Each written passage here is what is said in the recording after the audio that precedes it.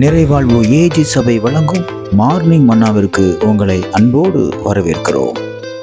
கர்த்தருடைய பரிசுத்த நாமம் மகிமைப்படுவதாக. இந்த நாளில் உங்களை சந்திப்பதிலே மிகுந்த சந்தோஷம். எனக்கு அன்பான பிள்ளைகளே, ஆரம்பத்திலிருந்து நீங்க எப்படி இருக்கீங்கன்னு உங்களை இன்னைக்கு டெஸ்ட் பண்ண போறீங்க. ஆரம்பத்திலிருந்து உங்க சூழ்நிலை எப்படி இருந்தது என்பதை இன்னைக்கு நீங்க செக் பண்ண போறீங்க. எப்படி தெரியுமா? நீங்க ஆரம்பத்துல இருந்த விசுவாசம் மட்டும் இருக்குதா? இயேசுவை நீங்கள் அறிந்து கொண்ட அந்த நாட்களிலே உங்களுக்குள்ள இருந்த விசுவாசம் இன்னைக்கு இருக்குதா? கொஞ்சம் யோசித்து பாருங்க. இன்னைக்கு ஆண்டவர் உங்க கூட பேசுகிறார். என்ன தெரியுமா? நீங்கள் சாதாரண மனிதர்கள் அல்ல, தேவனுக்கு நீங்கள் பங்கு உள்ளவர்களாய் தேவனுடைய பிள்ளைகளாக நீங்கள் இருக்கிறீர்கள். நான் ஒரு வசனத்தை வாசிக்கிறேன் பாருங்கள். எபிரேயருக்கு எழுதின புஸ்தகம் 3ஆம் அதிகாரம் அழகாக ஒரு வசனம் இப்படியாக சொல்கிறது. 14வது வசனம், கிறிஸ்துவிடத்தில் பங்கு உள்ளவர்களாய் இருக்கிறோம் என்று சொல்லப்பட்டிருக்கு. ஆமென். நீங்க யாருக்குள்ள பங்கு உள்ளவர்கள்? இன்னைக்கு சொத்துல உங்களுக்கு பங்கு இருக்கலாம், உங்க வீட்டுல உங்களுக்கு பங்கு இருக்கலாம், வேலையில உங்களுக்கு பங்கு இருக்கலாம், நிறைய பங்கு உங்களுக்கு இருக்கலாம். அதெல்லாம் இந்த உலகத்துக்குரியவைகள், அவைகள் எல்லாம் அழிந்து போய்விடும். ஆனால் அழியாத ஒரு பங்கு என்ன தெரியுமா? கிறிஸ்துவோடு கூட இருக்கக்கூடிய பங்கு. கிறிஸ்துவே நமக்கு பங்கா இருக்கிறாராம். அப்படி என்றால் நான் அவருக்கு உரிமையானவன், அவர் எனக்கு உரிமையானவன். எப்படி இது உண்டாகும்?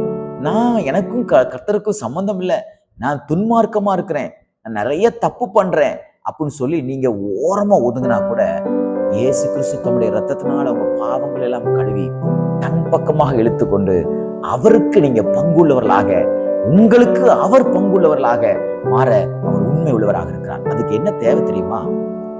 ஆரம்பத்துல கொண்ட விசுவாசம் உங்களுக்கு இருக்கணும். இந்த வசனம் அப்படிதான் ஆரம்பிக்குது. நாம் ஆரம்பத்திலே கொண்ட நம்பிக்கையை முடிவு பரியந்தம் உறுதியாய் பற்றி கொண்டிருப்போமே. ஆனால் நம்ம கிறிஸ்துவுக்கு பங்குள்ளவர்களாய் மாற வேண்டுமேனால் ஆரம்பத்துல நீங்க இயேசு கிறிஸ்துவ எப்படி விசுவாசிச்சீங்களோ, எப்படி நம்பினீங்களோ, அதே போல ஒரு கடுகளவு கூட மாற்றம் இல்லாம அவரை சார்ந்து கொள்ளணும். இன்னைக்கு அப்படி இருக்குதா? அநேக நேரம் நம்ம விசுவாசம் தடம் புரளுகிறது. சில ஆபத்தான சூழ்நிலை வரும்பொழுது, சில தேவையான ஒரு சூழ்நிலை வரும்பொழுது, சில மன கஷ்டங்கள் வரும்பொழுது நம்ம விசுவாசம் தடம் புரளுகிறது. கர்த்தர் சொல்லுகிறார், ஒரு ஆரம்பத்துல நீ என் மேல வச்சிருந்த பத்தியா இந்த நம்பிக்கை, அதை இன்னைக்கு தட்டி எழுப்பு.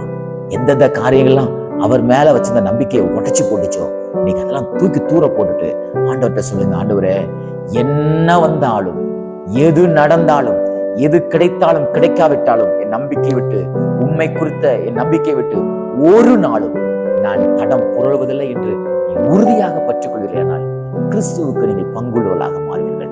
விசேஷமானவர்களாக நீங்க மாற, தேவனுடைய பிள்ளையாக மாற நீங்கள் செய்ய வேண்டியது ஆரம்பத்திலே கொண்ட நம்பிக்கை. இன்னைக்கு உங்களை நீங்களே ஆராய்ந்து பார்த்து உங்களை நீங்கள் மாற்றிக்கொள்கிற நாளாக தேவன் மாற்றிக் கொடுப்பாராக.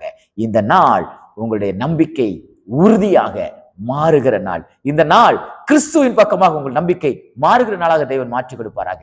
இந்த நாள் உங்களுக்கு ஒரு நம்பிக்கைக்குரிய நாளாக தேவன் மாற்றிக் கொடுப்பாராக. God bless you.